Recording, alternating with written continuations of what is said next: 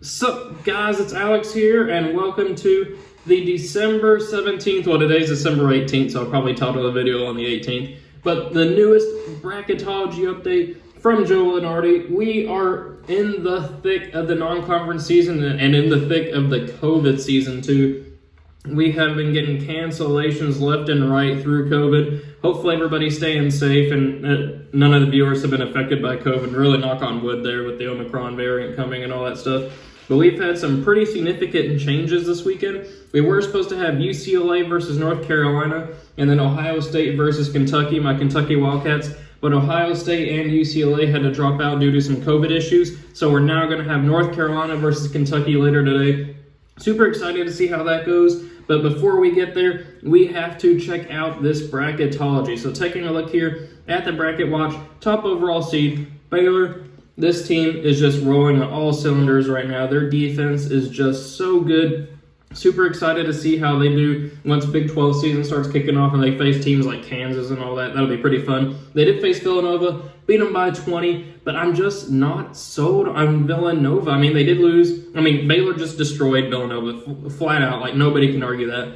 But as you guys have seen from my recent bracketologies, I've had Villanova losing pretty early in the tournament, a lot of the times to like the 7 seed or in the Sweet 16. I'm just not sold on them right now. I don't know what it is. They lost again. I can't remember who it was to. I want to say Creighton, I believe, last night. I'm just not sold on Villanova at the moment. First team out is Mississippi State. Last team in is Northwestern. And then as you can kind of see in that little blurb right there, the ACC is struggling right now. We got Duke on the top line. North Carolina right now is a 7 seed. As I mentioned, they play Kentucky later today. And then you have Louisville and Wake Forest. They're on the bubble here as the last four in. I mean, that's it. There's really only two basic locks for the tournament from the ACC so far. I mean, things will probably change once conference season or conference play starts kicking off. But as of right now, ACC may be a 4-bid league, which is pretty crazy to think. Now, taking a look here at the bubble, last four byes are Marquette, Florida, West Virginia, Minnesota. Last four in are Louisville, Wake Forest, Utah State, Northwestern. First four out are Mississippi State, Memphis, who got a huge win over Alabama. I was really surprised they ended up winning that game, to be honest with you. Then Wichita State and DePaul. And then the next four out, DePaul ended up getting a win over Louisville, too, so that's kind of interesting. And the next four out are Virginia Tech, Florida State, Cincinnati, and TCU. So taking a look here at the bracket, just some changes that have been going around. In the South Regional in San Antonio, we got BYU down to an 8, St. Bonaventure down to a 9, Ohio State up to a 5, Chattanooga down to a 13. They do have that transfer, De Silva from Kansas. He had some troubles over there. That's the reason why Chattanooga is so good this year. Arkansas down to a 6, Louisville down to the play-in game as an 11, Texas Tech up to a 7. They have a big game against Gonzaga going on right now. I think last time I checked, Gonzaga was up like 25-21 or something like that. Pretty early in the game, but that could be a huge win for Texas Tech if they can pull that one off. Iowa down to a 10. Then over there in the East Regional, we have Loyola Chicago up to an 8. San Francisco completely clear of the bubble as of right now, up to a 9 as an at-large team in the WCC in Gonzaga. That's why they don't have the automatic qualifier. But man, that team is looking good.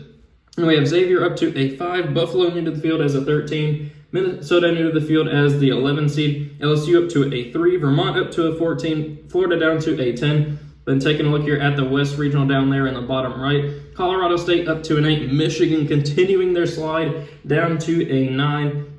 Then we have Seton Hall up to a 5, UCF new to the field as a 12, Auburn up to a 4, Kentucky down to a 6 after that bad loss against Notre Dame last weekend. And we have Michigan State up to a 3, Marquette down to a 10. Then over there in the Midwest, we have Oklahoma up to an 8, St. Mary's up to a 9, Connecticut up to a 5, Iona up to a 12, New Mexico State new to the field as a 13, Wisconsin down to a 6, Providence up to a 7, Indiana down to a 10, and then Towson up to a 15. So if you guys have been watching my bracketologies recently, you know, or I guess just over the past couple, like 2 years or so, you know that for every bracketology, I create it in Excel and then give my predictions for the NCAA tournament just based off of those bracketologies. Just something I like to have fun and do just based off of the different regionals. Because, I mean, champions, Final Four teams can get completely messed up just by the way that they are seeded. And it's always kind of fun to see where teams stand and what I'm thinking about each team as we kind of kick off this, or as we start to turn the calendar over to 2022. There's really only one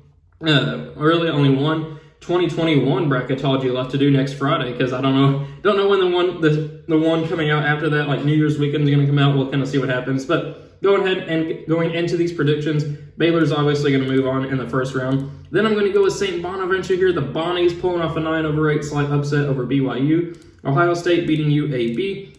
Tennessee, who was supposed to have a big game with Memphis, I forgot to mention that at the top of the video today. That ended up getting canceled. I think Memphis had some COVID protocol issues that they weren't able to compete today. So that would have been a huge game. I would have liked to see. I wouldn't have a preference who wins that game. It just would have been interesting to see how it went. But Tennessee will be able to beat Chattanooga. Then we're going to have Arkansas here beating the winner of Louisville and Northwestern, which I think would be Louisville. Then we're going to have Houston here moving on past Oakland. Then Texas Tech beating Iowa. And then UCLA beating Texas State. And then for a spot in the Sweet 16, we're going to have Baylor moving on past St. Bonaventure. Ohio State moving on past Tennessee. That one, I think that's a complete 50-50. I honestly have no clue who would win between Ohio State and Tennessee at this point. But I'm going to go with Ohio State just because they were able to beat a team. I'm pretty sure they ended up beating Duke. They were the ones that were able to take Duke off the one line. And then we are going to have Houston moving on past Arkansas, UCLA moving on past Texas Tech. Then for a spot in the Elite Eight, we got Baylor moving on past Ohio State, along with UCLA moving on past Houston, which sets up an Elite Eight here of Baylor and UCLA, if I can click them. I think this could be a potential, come on, Alex. I can't click them there. But I think that this could be a potential national title game there in the Elite Eight, Baylor and UCLA. I mean, at this point, you got to go with Baylor. I really want to pick UCLA to win that one, but Baylor has not done anything to prove me wrong so far, or prove anybody wrong so far. Moving over there to the East Regional, I believe, we have Duke moving on, obviously, in the first round. Then we're going to have Loyola Chicago, the Ramblers moving on past San Francisco, the Dons. Then we're going to have, actually, an upset here. We're going to have Belmont, the 12 seed, upsetting 5 seed Xavier. Belmont's always one of those teams that's ripe to pull off one of those 11-over-6s or 12-over-5 upsets. Then we're going to have Iowa State, who's been looking really good this year. They're one of the biggest surprises in college basketball right now. They're going to move on past Buffalo. Texas, I think, could beat Minnesota, which that would be an interesting matchup there. I think Marcus Carr, the transfer from Minnesota last year, I think, if I remember correctly, he's on Texas. So that'd be pretty interesting to see him play the team he just left in the NCAA tournament. We're going to have LSU moving on past Vermont. Illinois, I think, can beat Florida at this point, and then Villanova will beat Wagner. Then for a spot in the Sweet 16, we got Duke moving on past Loyola Chicago. Iowa State will move on past Belmont. And we're going to have LSU, who I think is like number 4 overall in the net rankings, which is pretty crazy. Then move on past Texas. And then Illinois will pull off the 7-over-2 upset over Villanova. You guys know my opinion on Villanova. So far, I won't go too much further into it. Then we are going to have Duke here moving on past Iowa State. As much as I want to pick Iowa State to pull off the upset there, I just don't see it happening. And they will face the winner of LSU and Illinois, which I think would be LSU. Then for a spot in the Final Four, as much as I freaking want to pick LSU to win that one, I got to go with Mike Krzyzewski and his final year moving on to the Final Four out of that regional. So if we scroll down to the bottom right, we'll have Gonzaga. I think this one is the West. We'll have them moving on here past Liberty. Then I think that Michigan will be able to get a 9-over-8 upset over Colorado State. Seton Hall will beat UCF. And then I'm going to go with Auburn over UC Irvine. Then we'll go with Kentucky. Another transfer story. Oscar, he's on my team and I can't even pronounce his last name off the top of my head. So Oscar, he's our big center, averaging a double-double a game. Facing off against the team he left, West Virginia. There's some bad blood there between him and Bob Huggins right now. Kentucky will beat West Virginia. Michigan State will beat South Dakota State. Marquette, I think, can beat North Carolina. And then Arizona will beat Weber State. Then for a spot in the Sweet 16, we got Gonzaga moving on past Michigan. Seton Hall, 5-over-4 upset over Auburn. As much as I want to pick my Kentucky Wildcats, I just can't do that right now based on the way they're playing. They'll lose to Michigan State. And then Arizona and Marquette. Arizona is freaking number 1 in the net rankings right now. Pretty sure they're undefeated too. They are a team everybody needs to keep their eye on right now. Then we're going to have Gonzaga moving on. Actually, no, we're going to have Seton Hall pulling off the upset there. Gonzaga's not looked the same this year for some reason. Seton Hall 5-over-1 upset. Seton Hall was able to pull off it. I think they beat Gonzaga earlier this year. I may be wrong on that, but I'm pretty sure they beat Gonzaga earlier this year. I'm going to have them with the 5-over-1 over Gonzaga. Then we're going to have Arizona here moving on past Michigan State. Then for a spot in the Final Four, we are going with Arizona coming out of this regional. So then, final regional, bottom left, Purdue will beat Princeton. Then we're going to go with Oklahoma over St. Mary's, Connecticut over Iona. Then we're going to go with USC over New Mexico State. Wisconsin will fall to the winner of Wake Forest and Utah State, which I think at this point probably be Utah State. Alabama will beat Navy. Then we're going to go with Providence here, falling to Indiana, and then Kansas beating Towson.